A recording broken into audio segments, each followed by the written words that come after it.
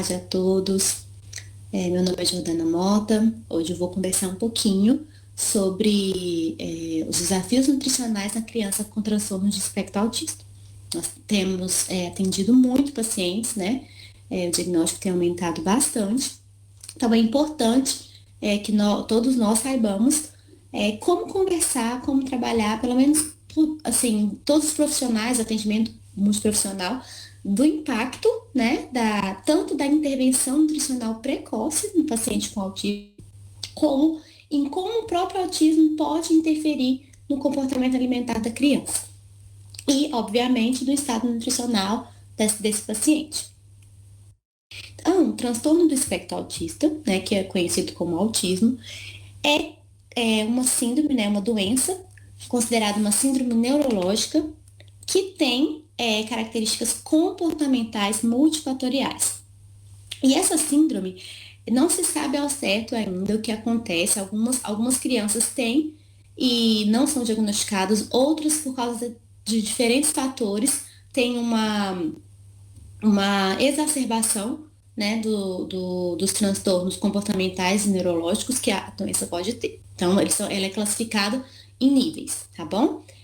E essa alteração, as pesquisas mostram que tem tanto uma alteração genética, né, uma alteração no DNA, como também os fatores ambientais podem interferir nos diferentes espectros autistas que existem atualmente. E isso vai ser diagnosticado como? Quando existe um prejuízo persistente na comunicação social e reciprocidade, ou seja, a criança ela é capaz de se comunicar e de manter uma comunicação com as outras pessoas, que isso com o tratamento com a equipe multiprofissional, nós vemos a primeira coisa assim que, dependendo de cada caso é um caso, mas assim que a gente vê é a melhora nessa capacidade da comunicação social recíproca, ok?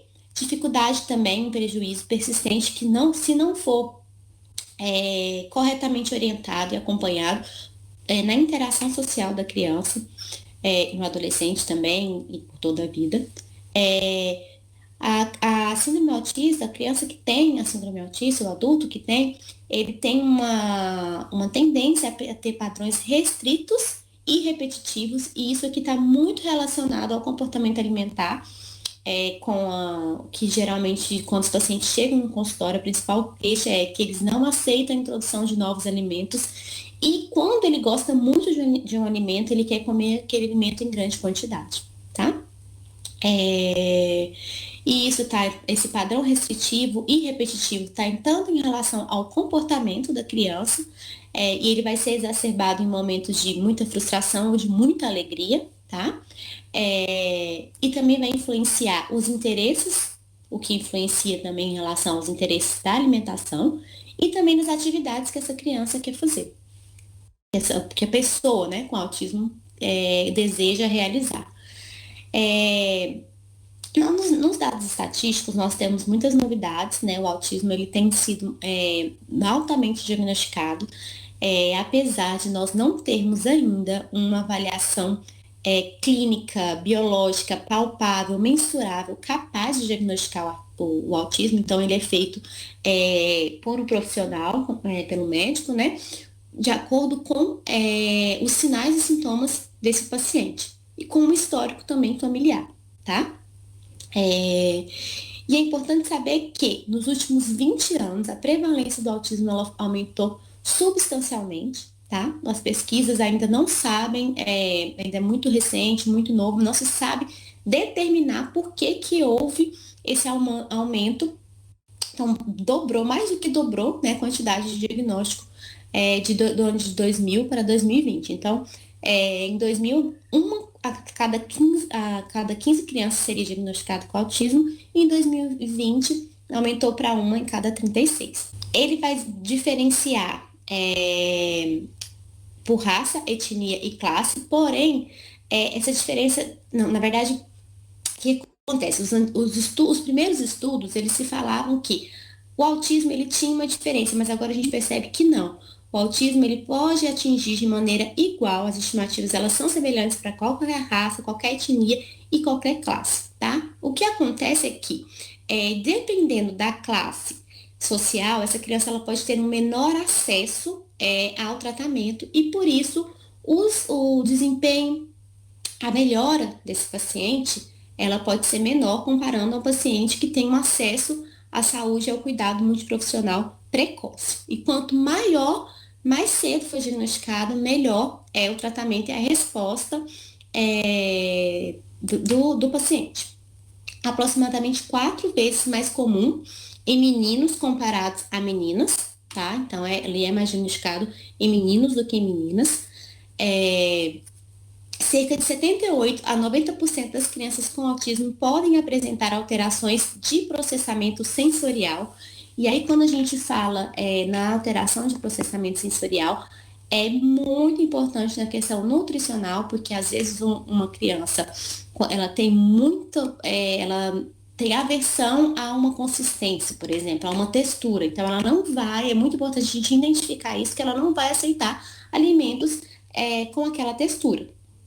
Tá? A alteração do processamento sensorial é muito frequente, de 78 a 90% que é demonstrado nos estudos, resultando em diferentes graus de hiperseletividade alimentar. Então, além daquela questão do comportamento repetitivo, né, que eu disse anteriormente, tem essa questão da alteração do processamento sensorial, que é muito importante para a questão da educação alimentar do paciente autista. O diagnóstico e acompanhamento nutricional pode ser muito difícil, porque não tem testes médicos, né? Por exemplo, como eu falei, exames de sangue para diagnosticar a desordem. Né? O médico vai olhar para o paciente, para o histórico do desenvolvimento da criança, daquela idade, comparando com os padrões que nós temos até o momento, e o comportamento, que é muito importante para essa criança ser diagnosticada. Tá? Apesar da criança com diagnóstico autista ter algumas alterações nutricionais importantes que são características, eu vou falar mais lá frente, isso não faz parte do diagnóstico. É provavelmente uma consequência da doença e de como são as limitações na aceitação alimentar desse paciente e das preferências alimentares que o paciente tem, tá? O diagnóstico e o acompanhamento na história, ele acontece mais ou menos por volta de 18 meses. Quanto antes, melhor, tá? Esse diagnóstico, porque 18 meses a gente tem várias fases, a criança quando está com mais ou menos 18 meses, tem várias fases de desenvolvimento, crescimento e desenvolvimento que são muito importantes. Se a criança não atinge, está muito aquém daquela expectativa, então aí já acende ao alerta, tanto para os pais como principalmente para o médico que já está acompanhando esse paciente. Então, por isso que nessa idade é a maior estimativa dos diagnósticos atualmente. Apesar disso, muitas crianças recebem um diagnóstico mais tardio. Algumas apenas na adolescência e outras na vida adulta. E, geralmente, hoje em dia, com a melhoria do diagnóstico, isso não está acontecendo mais, tá? Com tanta frequência. A ausência de testes de exames com medidas mensuráveis, números, leva a dificuldades. Tanto do diagnóstico em crianças que não apresentaram TEA, então acontece, às vezes, o que está acontecendo muito, às vezes a criança não tem o autismo e está sendo diagnosticado por essa dificuldade. Tem alguns relatos, não são estudos, mas são alguns relatos que a gente observa que com o aumento do acesso à televisão, com o aumento das horas, da expectativa, do tempo perdido da criança na televisão, está diminuindo, gerando maior dificuldade da interação social das crianças. E muitas vezes, nós como pais e responsáveis, a gente não tem muito tempo para ficar com as crianças e a gente interpreta, fica sem paciência, e isso tudo está aumentando um pouco. Alguns estudos, alguns relatos mostram isso, esse diagnóstico, em crianças que não apresentam TEA. Felizmente, geralmente esse diagnóstico, quando ele é feito, e ele é feito acompanhado com uma equipe multiprofissional, ele é feito erroneamente, facilmente ele com as mudanças de hábito, com a adesão da família ao plano, ele é desfeito, né? A gente percebe que isso foi um erro. Outras pessoas não são diagnosticadas e não conseguem o suporte e tratamento que necessitariam para atingir seu potencial de desenvolvimento. Então, isso é uma discussão que está sendo muito feita, que a gente teria que tentar encontrar uma forma de ter um diagnóstico mais certeiro para não acontecer nenhum extremo e nem outro. Os sinais eles se tornam evidentes nos primeiros anos de vida da criança, por isso que o diagnóstico é feito mais ou menos ali até 18 meses, né? Especificamente quando falamos dos padrões restritivos e repetitivos que estão relacionados ao comportamento nutricional e às preferências dietéticas do paciente, né? Há consequências diretas nas preferências alimentares e nas aversões alimentares das crianças com o TEA. Essas crianças elas vão ter um padrão alimentar seletivo, com principalmente a característica mais persistente é resistência ao novo, resistência a mudança de um prato, elas quer sempre naquele prato, a comida não pode tocar uma ao outra, eu estou dando alguns exemplos, né? Padrão de cores, a criança aceita mais as cores as comidas de cores beges, por exemplo, arroz, pasta, macarrão, sem molho. Se for com molho já não vai aceitar. Se for incluído algum ervilha, milho, porque algum nutriente a mais, algum vegetal a mais, também não vai aceitar. Fruta, apenas pera e banana, dependendo se ela não tiver uma dificuldade com a textura. Então, ela tem um perfil, né? Mas ela tem muita resistência a aceitar aquele alimento novo. Comportamento repetitivo e interesse restrito ao alimento. E em outras cores, padrão de roupa também, e assim vai. Distúrbios sensoriais comumente presentes no autismo, relacionado ao transtorno de processamento sensorial. Então, isso é muito presente e é perceptível nos primeiros anos de vida da criança. Problemas gastrointestinais também, por exemplo, deficiência da produção de enzimas digestivas que pode acontecer, inflamação da parede intestinal, com doenças inflamatórias intestinais, hiperpermeabilidade intestinal, com desordens absortivas que a gente fala que tem uma intolerância à frutose, diarreia osmóticas, muitas vezes eles gostam muito de açúcar e após um episódio de hiperfagia de alimentos açucarados, pode ter uma diarreia hiperosmótica, pode também ter intolerâncias alimentares que muitas vezes podem ser transitórias, né? Que a gente vai, quando a gente consegue modular essa flora intestinal, com o uso de probióticos, por exemplo, vai melhorar. Constipação crônica, diarreia, dor abdominal e flatulência. Então, isso aqui são características que é muito comum ter o paciente autista apresentar. Tá? E aí, esse padrão alimentar, esse transtorno do processamento da textura, essa questão de ter a necessidade de ter padrões repetitivos, isso tudo pode gerar consequências, né? Hipovitaminoses diversas, por causa da baixa ingestão de frutas, legumes e verduras, hipersensibilidade ao glúten e à caseína,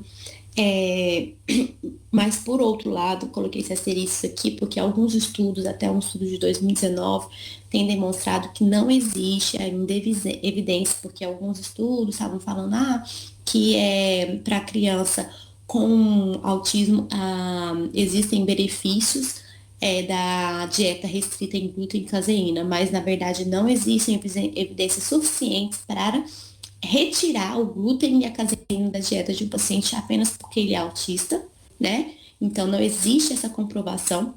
O que acontece é que às vezes o paciente ele tem uma intolerância ao glúten e a caseína, e aí o que ele tem uma diarreia, quando o alimento é consumido, é perceptível a alteração do humor, a alteração do hábito intestinal.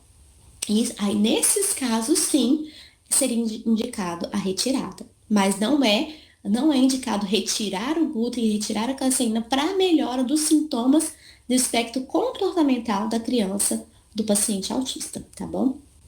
É um público que está muito suscetível a anemias, intolerâncias alimentares sintomáticas e muitas vezes transitórias, dislipidemias, resistência à insulina, excesso de peso e aumento do risco de doenças cardiovasculares.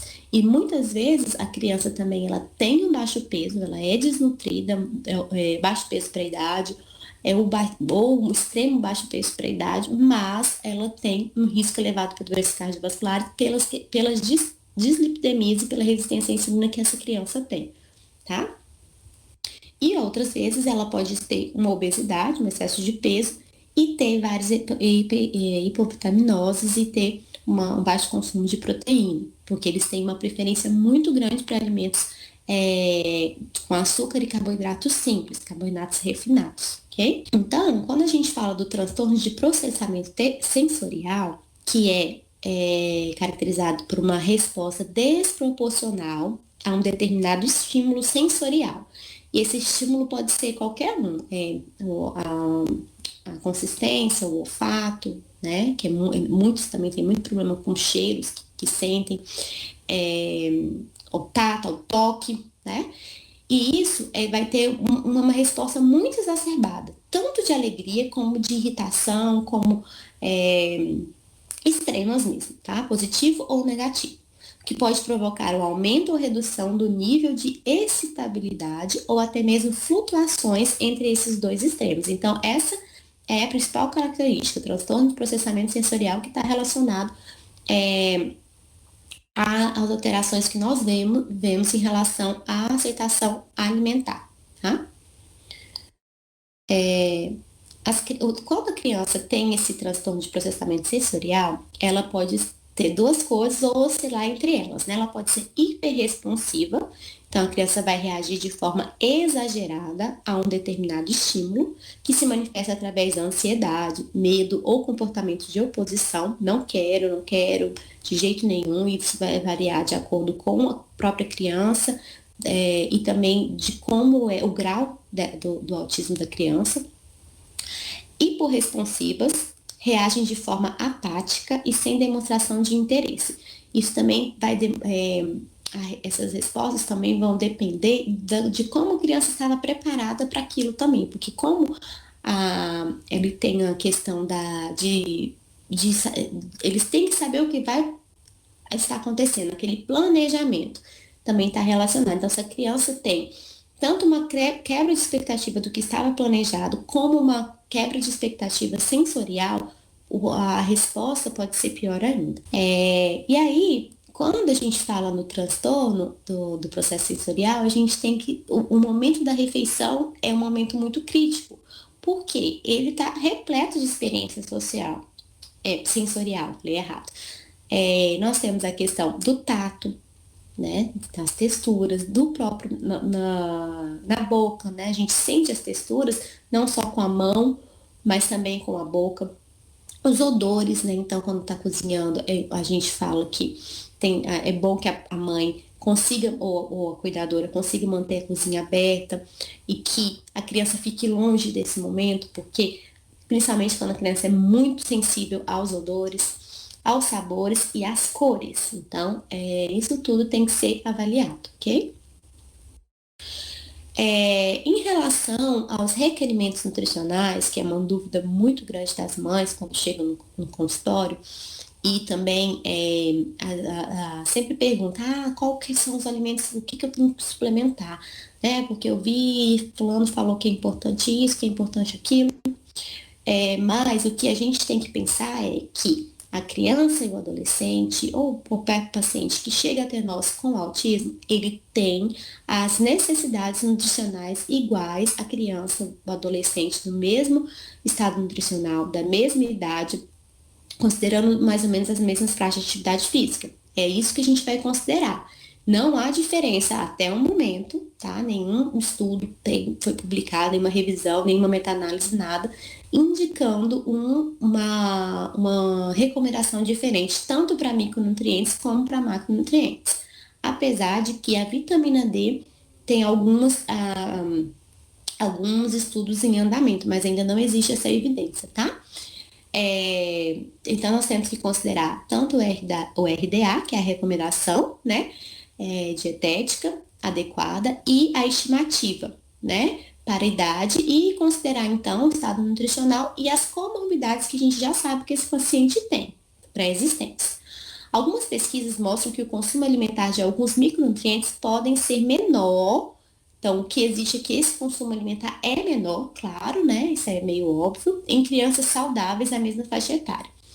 E as últimas pesquisas, elas mostram que há um baixo consumo, especialmente para o consumo de vitamina B, vitamina D, vitamina B12, vitamina C, cálcio e zinco. Então, são os que mais. E fibras também. Não coloquei aqui, mas fibras também e proteínas são muito importantes, tá? De outros estudos que eu li. O padrão de consumo alimentar que foi apontado por pesquisas desses pacientes vai demonstrar que o consumo de macronutrientes, há evidências que eles consomem maior quantidade de carboidratos, né? Principalmente fontes de carboidratos refinados, tais como os pães brancos, pizza, bolos, cookies e doces. Uma pesquisa interessante mostrou que não é só o pão branco, é o pão que eles mais gostam, é o pão aquele tipo bisnaguinha, né? Que é industrializado, que é o sabor mais forte e com maior adição de gordura saturada. Baixo consumo de fibras, né?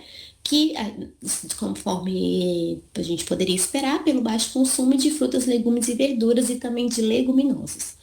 Elevado consumo de gorduras trans e saturadas, sendo que eles também têm um bom consumo, maioria, uma boa aceitação dos sorvetes e fast foods.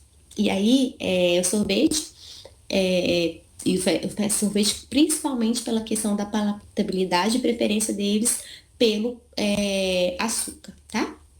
E o fast food, pela questão da disponibilidade, pela questão da quantidade de gordura, também que tem essa preferência, e o hábito alimentar da própria família, que acontece também, alguns estudos demonstram que quando a criança ela é diagnosticada com transtorno autismo, tem os dois lados, tem a questão da dificuldade da aceitação do novo, mas também de todo o sofrimento que a família já está passando para essa nova adaptação que deve ser feita para todo mundo. Então, a alimentação, ela não é considerada um fator-chave, tá? Diante de todas as dificuldades que o paciente está passando. Então, a família tende a ceder mais em relação às alterações comportamentais em relação à alimentação, para não tornar esse momento mais um momento desafiante e cansativo. Preferência por sabores doces e rejeição de alimentos ácidos e amargos. É bem importante essa alteração de alimentos ácidos e amargos. Okay? Padrão de consumo alimentar apontados por pesquisas também mostram que as intervenções nutricionais eficazes podem intervir na melhora da glicemia de jejum, então vai resultar, né? Então, e também alterações do perfil lipídico, incidência de cáries e periodontites, né? Por quê? Porque além dessa preferência pelos carboidratos simples, carboidratos refinados, que são altamente fermentáveis e que ficam mesmo, né, grudados nos dentes, as mães também reclamam muito e falam muito mesmo da dificuldade de higienização bucal, que eles têm uma resistência muito grande com essa higienização bucal. Então, são duas coisas que vão piorar e a saúde bucal da criança que vai gerar mais problemas para a alimentação no futuro, né? Se não for tratado de maneira correta. A seletividade alimentar pode ser considerada uma expressão adicional dos comportamentos repetitivos e restritos, como eu já tinha falado, a adesão inflexível a rotinas ou padrões ritualizados. Porém, isso aqui é uma coisa que a gente pode usar ao nosso favor. Por quê? Se a gente descobre que o problema maior está na questão da rotina e dos padrões certos, então fica um pouco mais fácil, porque a gente pode introduzir ritos e rotinas relacionados ao padrão alimentar, desde que esse padrão alimentar seja todos os dias a mesma coisa, saudável. Isso já é um ponto positivo, né? Agora, quando o paciente tem isso e ainda tem o transtorno no processamento sensorial fica um pouco mais complicado. E existem alguns casos também que o paciente tem a própria dificuldade da deglutição. E aí o caso se torna um pouco mais complicado. Resultando em uma variedade restrita de alimentos aceitos, fixação oral pelo mesmo tipo de alimento, também é muito relatado, tá? E um estudo de 2014 mostrou que é uma correlação positiva entre comportamentos restritos e repetitivos, né? Que foi medido por meio da escala de comportamentos repetitivos revisada, que é um questionário que é muito utilizado no diagnóstico do autismo, tá? E a severidade da seletividade alimentar. Então, quanto maior, né, a pontuação desse questionário, maior é a severidade e seletividade alimentar, comprovando isso que a gente conversou. Suplementação, quais são as evidências? Um estudo randomizado feito em 2014, duplo cego, então tanto o grupo controle como o grupo caso, nem os pesquisadores sabiam como que foi feita a suplementação, envolvendo adolescentes e adultos com TEA de moderado a grave, né, receberam um fitoquímico sulforano, difícil falar a palavra, derivado de extratos de broto de brócolis, ou placebo, que foi indistinguível, conforme foi descrito, né, na metodologia da pesquisa. Os efeitos no comportamento de doses diárias do fitoterápico na ingestão de 18 semanas, seguidas por 4 semanas sem tratamento, então um grupo recebeu, o outro, pela vez 18 semanas, recebeu o placebo, foram avaliados por 3 questionários, e esses questionários são questionários padronizados, avaliados para o diagnóstico do autismo, né, e também na questão da avaliação do paciente com autismo, quando ele faz um acompanhamento. E esse questionário ele era preenchido antes e depois das 18 semanas, seguidas pelas 4 semanas, né? Pelos pais dos responsáveis e pelos cuidadores. E aí eles observaram que após as 18 semanas, quando o grupo utilizou o uso do suplemento à base do fitoquímico sulforano, eles observaram uma melhora na interação social, avaliada pelos pais, né, no comportamento normal e na comunicação verbal. E aí, ele foi reavaliado, né, após a descontinuação do uso, né, e quando pararam esse uso, eles observaram que as escalas pioraram para os níveis pré-tratamento. Então, possivelmente, a gente tem aí esse estudo de 2014, mas não tiveram muitos estudos que eu tenha acesso, né, que eu tenha tido acesso, falando das evidências do uso contínuo do fitoquímico para os pacientes, mas é uma luz. A outra avaliação em relação à suplementação é que o baixo consumo de vegetais, tanto os cozidos como crus, e peixes também, pode facilmente produzir as deficiências nutricionais, especificamente a vitamina D. Meu ponto de vista, né? Nós como nutricionistas, a gente sempre vai fazer a avaliação dietética desse paciente. Então, fez a avaliação dietética, observou um baixo consumo de qualquer micronutriente, suplementação, né? Eu não sou a favor de fazer uma suplementação generalizada sem uma avaliação prévia. Mas, geralmente, no paciente autismo, a gente realmente precisa da suplementação, e essa suplementação ela deve ser individualizada conforme o consumo do paciente, tá? Mas nós sabemos que a nossa própria população brasileira, do mundo como um todo, a gente está tendo deficiência de vitamina D. Então, a vitamina D, a maioria dos estudos já demonstram que tem uma forte associação dos pacientes com autismo e baixo consumo de vitamina D, tá bom? E além disso, uma meta-análise comprovou que a suplementação com vitamina D ela foi benéfica para melhorar também os sintomas das crianças com TEA que foram avaliadas, tá? Essa avaliação foi feita também pelos questionários, 3 questionários que são mais validados para avaliação da melhora do paciente, né, comportamental do paciente. Então, no caso da vitamina D, A evidência é de que eles têm um baixo consumo e que quando essa suplementação ela ocorre, ela também pode, não se sabe o porquê, provavelmente pela própria ação da vitamina D, né, em si, diminuir os sintomas e melhorar a resposta comportamental dos pacientes. Na prática clínica, então, o transtorno do processamento sensorial, ele não é percebido, muitas vezes, devido à dificuldade de comunicação desses pacientes, principalmente na primeira infância. Então, o que tem que ter uma forte, assim, observação dos cuidadores e pais, né? Para saber o que mais está atrapalhando essa criança se alimentar. Se ela tem dificuldade com a textura, ela tem mais dificuldade com a cor, ela tem mais dificuldade com a aceitação, com o odor. O que mais é difícil? Então, a gente tem que saber, o primeiro passo é esse. Por mais que tenha essa dificuldade, né, principalmente crianças pequenas, porque muitas vezes eles têm atraso na fala também. Então, é um desafio muito grande.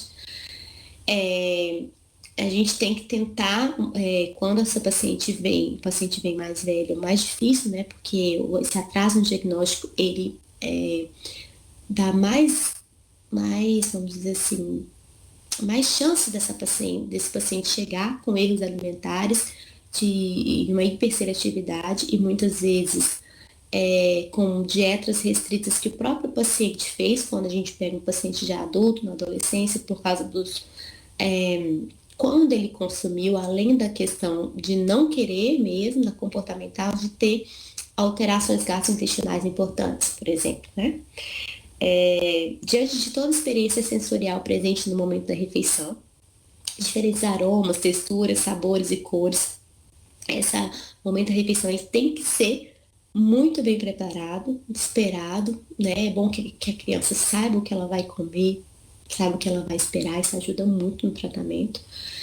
E também outra questão que é muito comum que a criança com TEA recuse de maneira firme e muitas vezes reativa ao alimento oferecido. E essa questão de saber qual que é a maior dificuldade em relação aos sentidos da criança e também da gente saber o que a criança vai esperar e de ter uma rotina, vai ajudar muito nessa recusa alimentar que acontece, tá? Ao alimento oferecido. É importante, né, que muitas vezes o paciente também ele pode apresentar muita sensibilidade à luz. Então, um ambiente da hora da refeição, a gente tem que observar a questão da luz, como que essa luz é muito forte ou não, qual que é a preferência desse paciente, né? A sensibilidade à luz, imagens também. Então, um erro muito comum, pacientes estarem comendo com os tablets na mesa. Então, esse momento da refeição a gente tem que tentar que ele seja o mais agradável possível e quando na angústia de que essa criança se alimente, quando eles são menores, muitas vezes os pais usam o tablet e a televisão, mas isso, com o passar do tempo, vai piorar a aversão alimentar da criança e essa criança pode aumentar, inclusive, os transtornos alimentares, porque ela nem sabe o que ela está comendo, tá bom? E a dificuldade dele saber o que ele gosta de comer, né?